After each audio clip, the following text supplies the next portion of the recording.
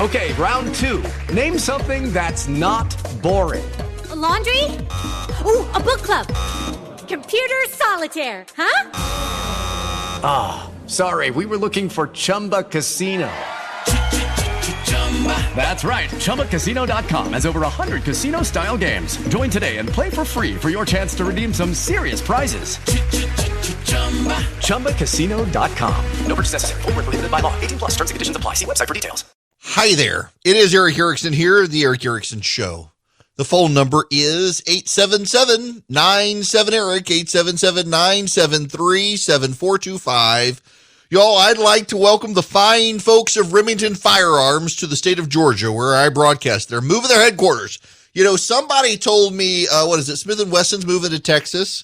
Remington's moving to Georgia. Is it SIG is moving to Tennessee? So one of them.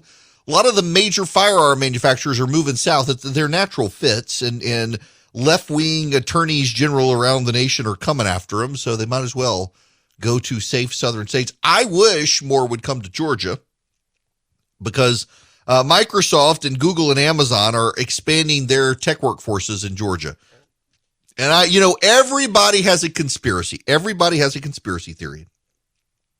Some people do not admit their conspiracy theories.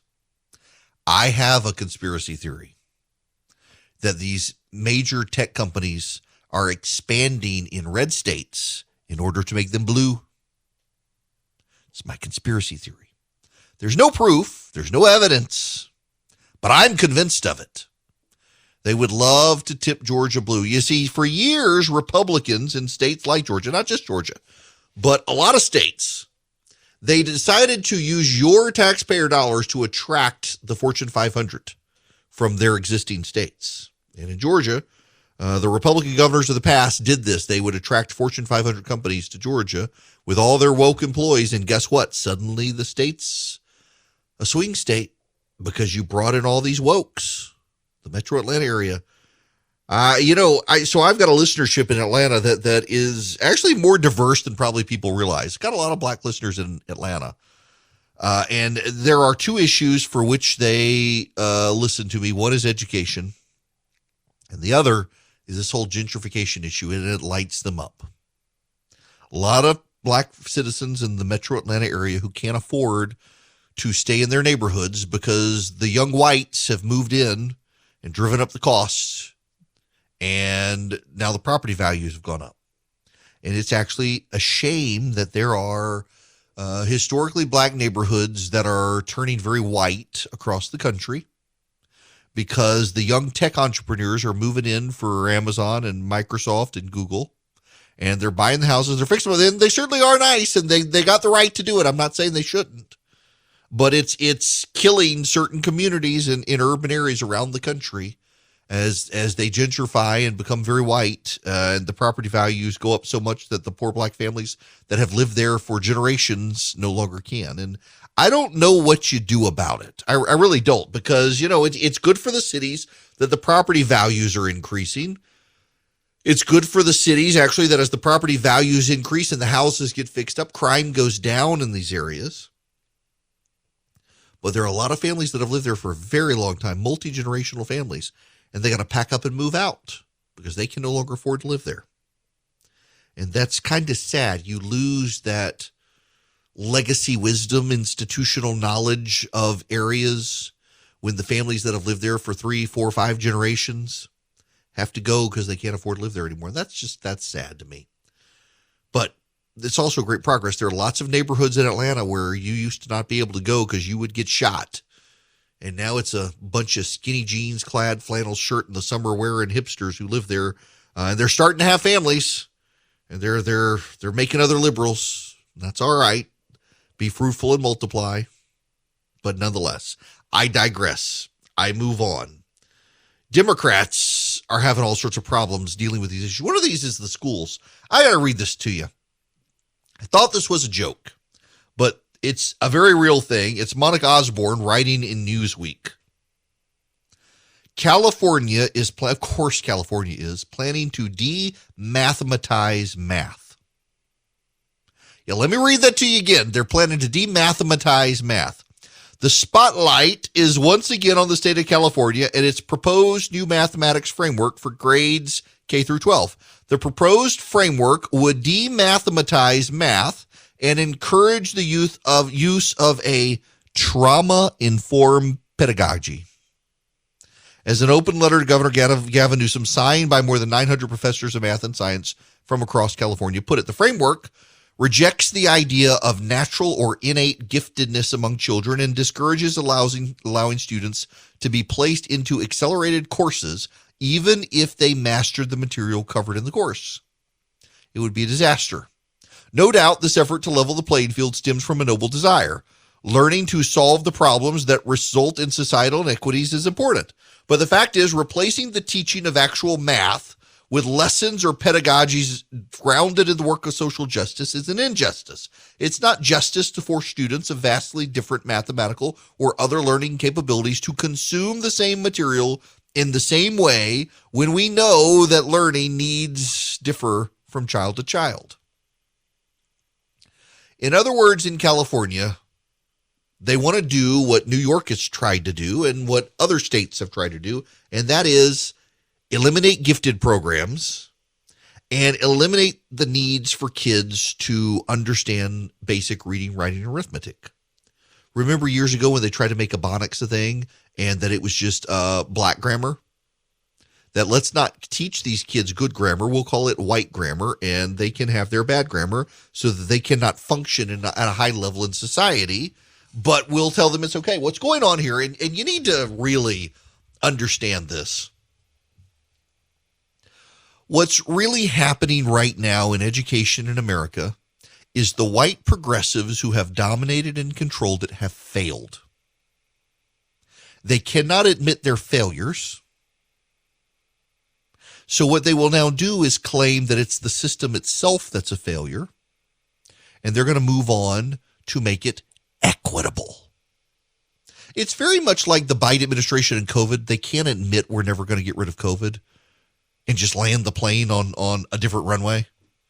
So we got to still keep masks and vaccine mandates and everything else because they can't admit they failed.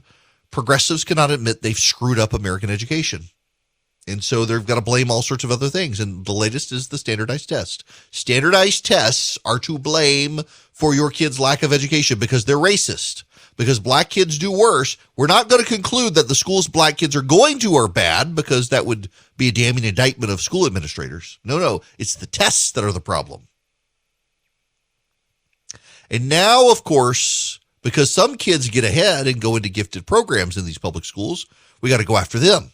Now, this has caused backlash, white lash, according to the media, across the nation for getting rid of gifted programs. Now, I know this may come as a shock to some of you. I don't mean to upset you. But some kids are smarter than other kids. And on average, do you know which kids are the smartest? This is where they get you. I'm going to open a window and let in the air of truth. Kids who have a mom and dad at home outperform generally all other kids. Asian Americans tend to have the least amount of divorce and the most active parents involved in their households, in their kids' education. Black parents tend to have the highest rate of single parenting and the least amount of engagement in their child's education. And I'm not blaming them. A lot of this has to do with government that disincentivized families staying together and caused generations of families to break apart with an overly generous social safety net where you no longer needed to have a two-parent nuclear household. And it hit very hard in the black community for a lot of reasons. And today, instead of pointing to the fact that it was government policies that failed and disincentivized it, we're supposed to scream about systemic racism. Because it makes people feel better to scream about systemic racism because then they don't have to admit that their life's work was a failure. So much of the conversation that we're having right now in the country about systemic racism and critical theory and the like, and what's racist and what's not, all stems from white people, white progressives in particular, screwing up people's lives and not having the humility to admit they got it wrong.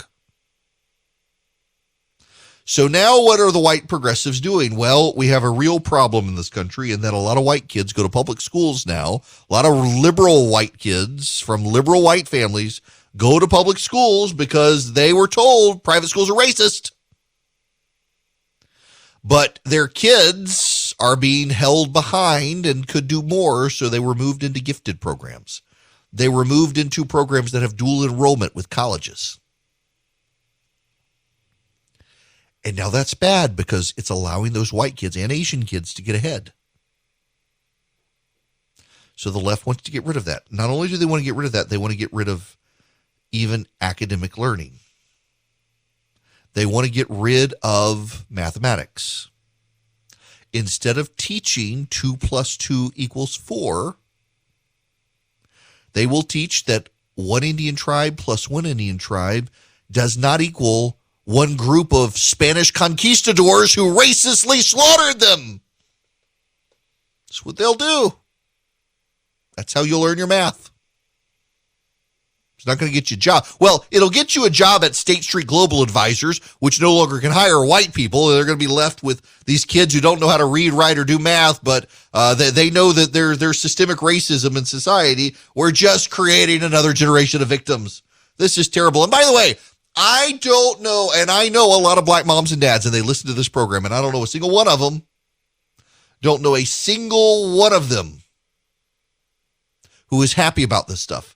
They want their kids to have the best education, and instead, they're getting a bunch of platitudes from a bunch of white progressives telling them that their kids are perpetual victims of a bunch of white kids, and let's not teach your kids anything, and oh, by the way, the standardized tests you need to get into college, they're racist too, so let's get rid of them. My gosh, people have lost their minds. And I don't know if you've noticed what happened in Virginia, but education was a big issue. It wasn't critical theory per se. It was everything. It was parents feeling like their kids are getting a terrible education, and the teachers and teachers' unions and the school administrators are punishing the kids and the parents who do the right thing. In Northern Virginia, they went after parents who during school shutdowns were hiring tutors so their kids didn't fall behind. Those parents were to blame.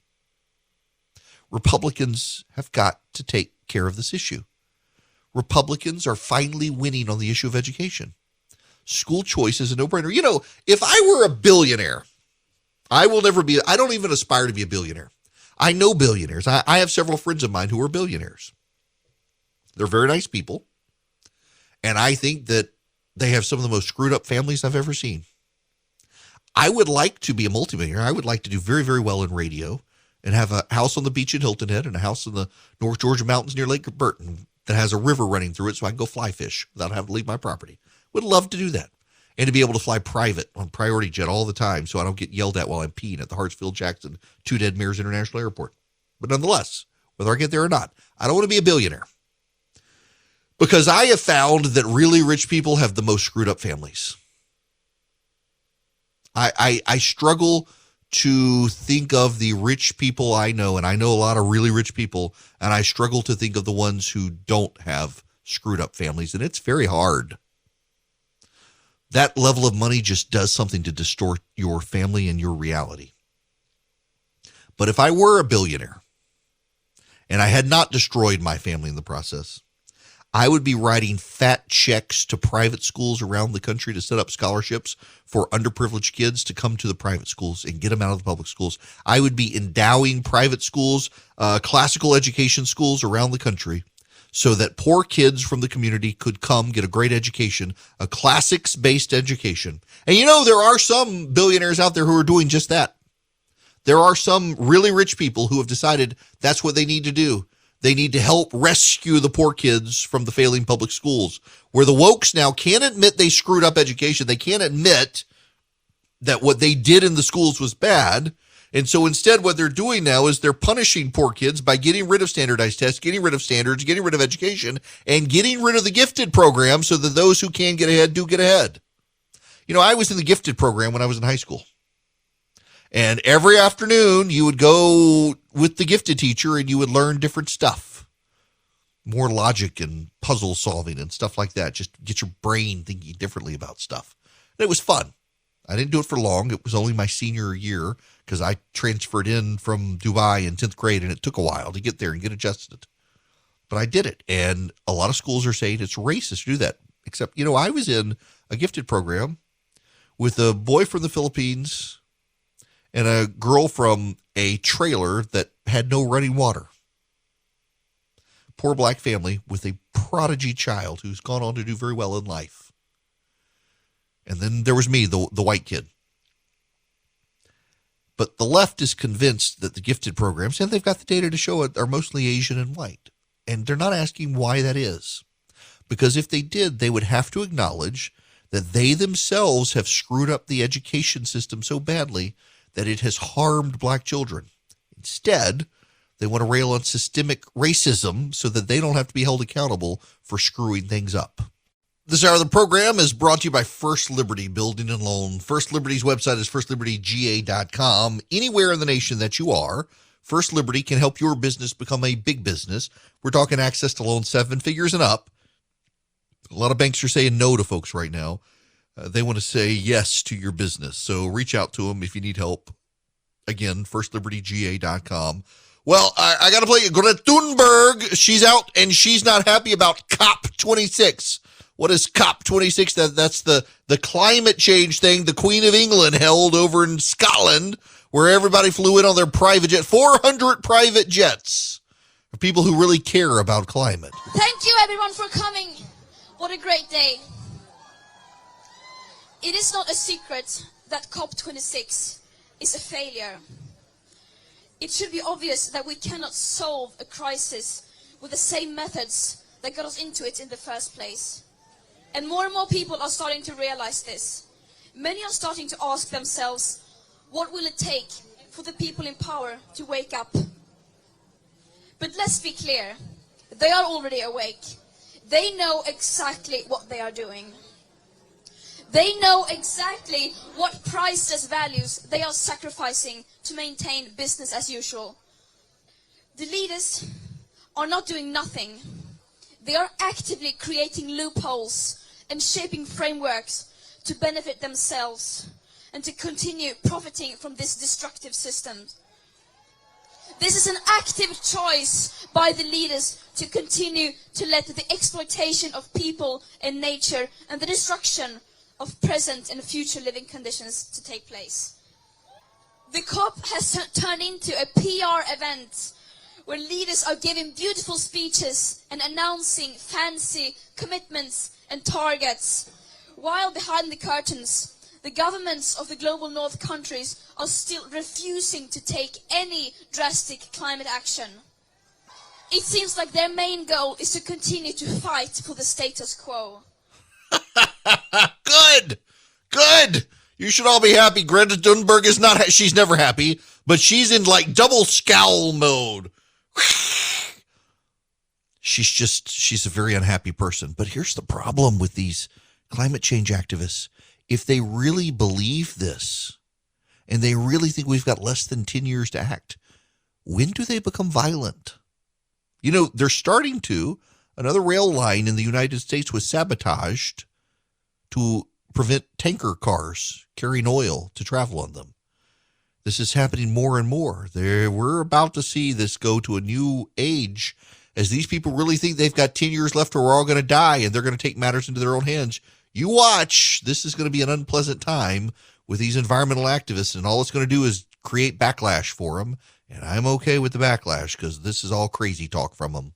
Hi there, it is Eric Erickson here. The phone number is 877-973-7425. Rudy has been waiting very patiently on the phone. Welcome to the program, Rudy. It's great to be here, Eric. Thanks for calling in. What's going on? The thought is we're spending too much time screaming what they're doing makes no sense instead of asking why are they doing what they're doing. The reason for the vaccine mandate, ignoring things like natural immunity and stuff, is it's not really about the vaccine.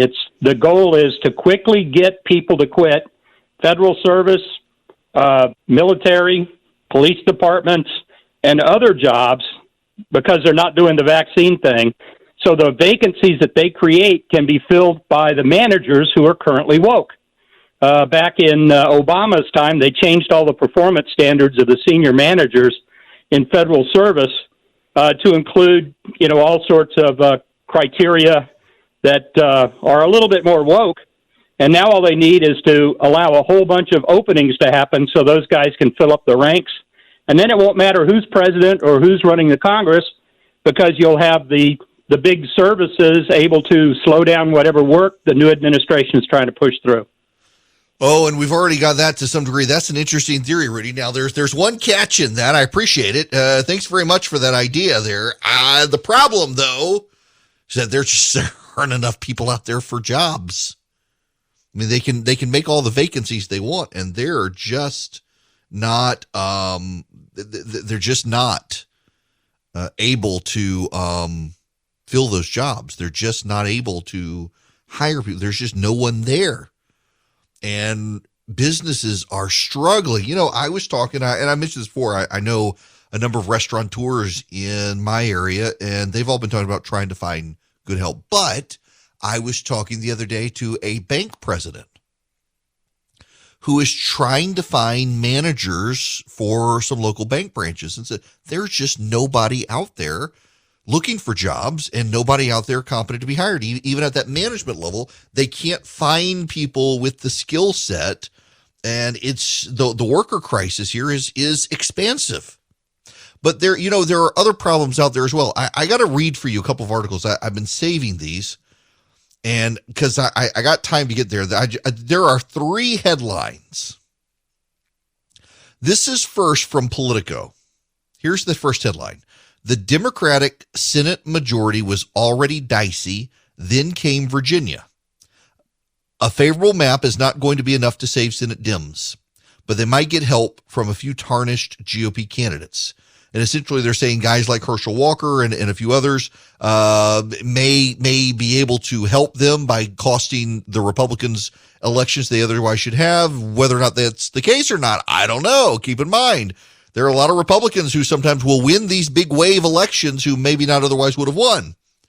And a lot of Republicans are thinking, Herschel Walker could be one of those guys. He might in a normal year have some issues against Warnock, given the stories out there. But in a wave year, he could coast through. Now, the problem for the Republicans is that some of their recruits aren't coming through. So Chris Sununu, the governor of New Hampshire, was the top GOP recruit for the Senate against Maggie Hassan. He has beaten her in every poll that's come out. And he is going to stay governor. Now, that was headline number 1. Here's headline number 2. This is from Stu Rothenberg at Roll Call. For Democrats, the future goes from bad to worse. Let me read you a little bit of this. Democrats better hope things are darkest before the dawn because they now face a series of challenges that combine to offer a bleak near-term future for their party. As I argued 3 weeks ago, 2 trends were preparing to collide in Virginia. Democrats' growing strength in the Commonwealth and in a handful of increasingly influential suburbs, and the midterm dynamic, which favors the party not controlling the White House. I suggested that the outcome would likely tell us something about 2022. Well, the results from Virginia and even more from New Jersey delivered nothing but bad news for Democrats. In the Virginia governor's race, Republican Glenn Youngkin won by 2 points just a year after Joe Biden carried the state by 10 points. In New Jersey, long-shot Republican former Assemblyman Jack Ciattarelli came within 3 points of unseating the state's sitting governor, Democrat Phil Murphy. Democrats also lost control of the Virginia House of Delegates. Yes, there were local factors at play, but the results confirmed that the midterm dynamic was much stronger this year than were the fundamental trends in both states. That's great news for the Republicans. That's headline number 2 for Democrats. The future goes from bad to worse. And now headline number 3. From Charlie Cook at National Journal. Democrats' struggles have little to do with legislation. The results in Virginia and New Jersey last week speak to more systemic problems in the party. Now let me read you a little Charlie Cook. One might think that the thunderbolt of election results last Tuesday would convince Democrats that they have some serious problems. Apparently not. A cadre of Democrats seem to believe their losses stem from the internal, yet very public, party dysfunction over getting the infrastructure and reconciliation bills through Congress. Now, they hope, with the former headed to President Biden's desk and the latter possibly soon to follow, surely the political winds will shift in their favor. That's unlikely. Losing all three constitutional offices and their majority in the House of Delegates in purple trending blue Virginia was bad enough. In many ways, New Jersey Governor Phil Murphy's close call and the state Senate president losing to a truck driver whose campaign budget was apparently in four figures is even more damning. But the problems were not limited to those states. As Matt Visor, Cleve Wooston, and Katrina Elwood wrote in Monday's Washington Post, quote, while President Barack Obama provided a glue for the party in 2008 and 2012, and the animosity towards President Donald Trump brought all factions together in 2016 and 2020, the party of 2021 often functions more like a collection of smaller tribes, spanning an ideological spectrum from socialism to centrism. More direct and undoubtedly more chilling for Democrats was the headline of my National Journal colleague Josh Krashour's most recent Against the Grain column, titled, Democrats Fear Political Wipeout in Next Year's Midterms. Now, those are the three headlines. They come from a variety of sources that Democrats read. They are Hill sources. They are the inside the Beltway machinations, rumor mongering and thinking of top strategists and analysts in politics. And all of them are expecting doom for the Democrats next year. The Democrats themselves are starting to prepare for doom as well. But I want to focus on the title of Charlie Cook's piece. Democrats' struggles have little to do with legislation. Jen Rubin, the idiot in the Washington Post, who used to be a conservative, who now has staked out every position twice in opposite directions. She had a piece, I think, yesterday saying if only the Virginia election were this week instead of last week, imagine the results.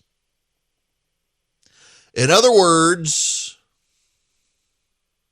this woman with the IQ of the stuff you flush down the toilet thinks that had the Virginia election happened a week later after the infrastructure bill was passed, Terry McAuliffe would have won. Only someone so inside the Beltway that they have no grounding in reality could say something like that. The problem the Democrats have is summed up in the audio I played for you the other day. This was from CNN to MSNBC. This was the takeaway the day after the election. Glenn Youngkin played the race card for a reason, because he knows it works on certain white voters. He did stoke white grievance politics to mobilize the Republican base. He's laundered Trump's really sort of disgusting, flagrant out racism. He's wrapped it in education. Education, right, which is code for white parents don't like the idea of teaching about race. That's the fundamental problem for these parents and this anti-CRT movement. They don't like the way whiteness is being portrayed in these new, more inclusive lessons. I can stop there. That goes on for 2 minutes, 14 seconds. The problem for Democrats, and I mean this candidly, seriously, as someone who's run campaigns, as someone who's been on the winning end and the losing end, in wave years and anti-wave years that went against my wave, I'm telling you, when you begin to convey your contempt for the voter, you begin to lose. Now, as someone who was elected, full disclosure, I have a lot of contempt for voters. Voters are stupid people. Stupid people vote. And then you get the politicians we get. America deserves the politicians it has because the stupid people voting elect them. People are stupid. People are voters. Voters are stupid. I get it. I understand having contempt for voters. I was there as an elected official. I get it. I'm not an elected official now. And when I was an elected official, Well, okay, I actually had contempt for the idiots then as well. Those of you who want to win re-election, I couldn't have cared less. I hated the job. I wasn't even going to run again. Those of you who are going to try to win, you can't actually act like you think the voters are stupid. You have to pretend like they are the paragons of virtuousness. The problem is that there are a lot of people in the country right now who actually are alarmed at what's going on in the country culturally. And the Democrats treat those people with open disdain. And that's not a recipe for success. In Virginia, Terry McAuliffe lost because Terry McAuliffe had the audacity to tell people repeatedly that they should play no role in their kids' education. And if they thought that education, or critical theory was in Virginia schools, then they were racist. That it was a racist dog whistle, and any parent who was concerned about critical theory in the schools was a racist. Well, critical theory is in the schools. I know Brianna Killer on CNN says it's not, but it is. And the parents, progressive liberal parents who are concerned about it, they're definitely not racist. Neither are the conservative parents. But McAuliffe called all that. McAuliffe expressed contempt at the voters. And then what did the Democrats do the next day? They blamed the voters and called the voters racist. You don't win elections calling voters stupid. That's why I wasn't going to run for re-election, because voters really are stupid, but you're not supposed to say it. And you sure as hell cannot say that the voters are racist. The part of the problem the big problem Democrats have right now is that culturally they believe anyone who disagrees with them is a racist. And the overwhelming 99% of the people who disagree with them, they're not racist. They just have concerns that are real world pocketbook concerns about what's going on in society right now. Inflation, the cost of gas. You know, on MSNBC yesterday, they were saying, well, the president really can't do anything to control the cost of gas. Yes, the president can. His regulations, his expansion of drilling or lack thereof. This president canceled drilling leases and increased regulation, drove up the cost of drilling. It's amazing how the Democrats want to deny this stuff right now. They treat voters with contempt. They think voters are racist. They think voters don't know what's good for themselves, and the Democrats do. And you can believe that's true. Listen, I really was an elected official for 4 years, and the number of constituents who would come up to me in the grocery store to complain about stuff, they had no idea what they were talking about. They really had no idea, and they were upset about stuff. I get it. I really do. But you, if you care about winning elections, you can't treat them with the utter disdain I would as an elected official. I hate humanity. Individually, you're all awesome. I want you all to understand this very clearly. Individually, I think you are all brilliant and awesome. But collectively, when you get together, you're all stupid people. It's the nature of the herd. All herds are stupid people. Even if you individually are a prodigy, you're Albert Einstein. You get Albert Einstein in a group of other people, and he becomes stupid too. The Democrats, though, they act like all of you individually are stupid and they hate you all. And they can't win an election like that. And I understand their frustration. I don't agree with it, but I've been in politics enough, running races as a candidate, as someone who got elected to office. I at least can empathize with their situation. They believe the world needs to work in a particular way, and they see that as the path forward for the nation. And all of you disagree with them, and they're convinced of the righteousness of their cause. They forgot the rule I always told candidates when I was running campaigns. Know when you're in the minority, even when you think you're right. The Democrats have convinced themselves they're right and convinced themselves in the majority, and now that they realize they're not, they can't help but be disgusted by the voters. Which is why Charlie Cook is right. It doesn't matter what legislation the Democrats pass or not. They have philosophical, cultural problems that they have to deal with in order to win. And they're so into the mainstream media, which is so into the Democrats, they can't even begin to process the way out of their predicament because the media just affirms them and also blames the voter. Until they realize they've got to get out of that echo chamber and maybe go tour America, they're going to be stuck. Now, I don't want you to be stuck with a crap cell phone carrier. Patriot Mobile, it uses the towers all the other companies use, but they're not woke. They're Christian, they're conservative. They give their money to pro-life causes, to Second Amendment causes. They support the Second Amendment. They want to do business with you, and you should want to do business with a company like them that doesn't think you're stupid, that actually thinks you're a wonderful, smart human being, because you're also culturally conservative and a Christian. They share your values. And so if you want to move your business, you can port your current cell phone number over. You can take your unlocked cell phone number over, or you can get a new cell phone. You can get a new number. You can do it with Patriot Mobile and get free activation with my name. Go to patriotmobile.com/Eric, patriotmobile.com/ERICK, or you go to 972-PATRIOT. Call them. They've got 100% U.S.-based customer service. You're not calling Mumbai when you call 972-PATRIOT. You're calling somebody in the United States of America. Tell them I sent you. You get free activation. To make it really easy though, go to patriotmobile.com/Eric, ERICK, and tell them I sent you. Get free activation and do business with a company that shares your values. You can sleep well at night with Patriot Mobile. Oh my gosh. Dr. Oz. Yes, that Dr. Oz. He may run for the Senate in Pennsylvania as a Republican. Sean Parnell is in that race. He's got some baggage. He's got some issues. And I'm disturbed by the recruiting efforts. I wonder how soon the Republicans turn on Rick Scott. He's the chairman of the National Republican Senatorial Committee, who's looking for recruits. He's lost Chris Sununu. They can't find anybody good in Pennsylvania. They're struggling in Arizona. You got that Blake Masters guy out there running stolen election ads. I'm deeply suspicious of Peter Thiel. So you got J.D. Vance, who I find to be an intriguing candidate, and then Blake Masters in Arizona. And these are guys who have taken diametrically opposed positions to where they are now only a few years ago.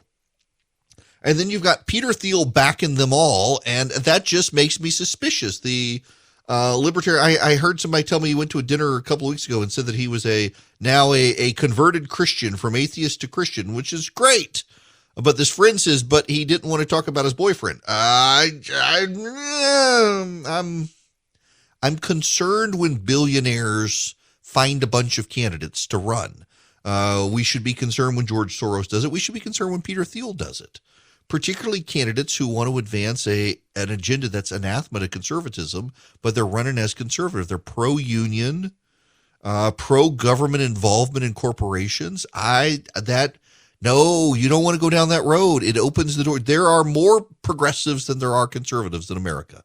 Socially, there really are. Yes, we are a socially conservative nation, but people tend to vote Democrat more often than Republican, and you don't want to open the door to that sort of stuff and then have Alexandria Ocasio-Cortez empowered to impose her will on the rest of us. We've got to be smart about this, and I'm afraid so many people have gotten so emotional in postmodern America, they're making some serious mistakes, and the NRSC can't find good candidates to run for office. They should. This environment's going to be great for the GOP.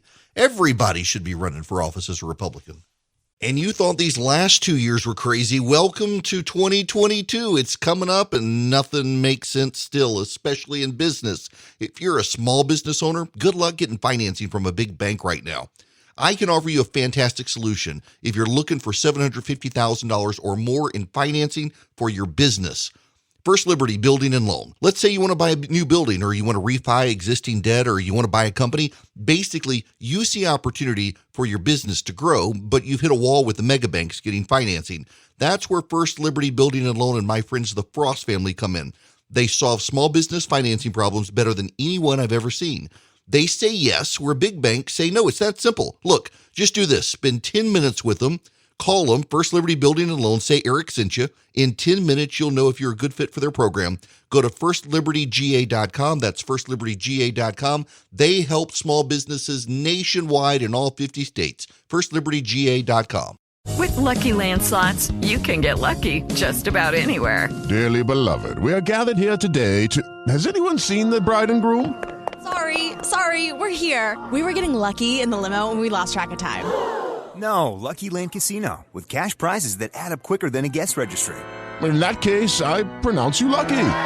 Play for free at LuckyLandSlots.com. Daily bonuses are waiting. No purchase necessary. Void where prohibited by law. 18+. Terms and conditions apply. See website for details.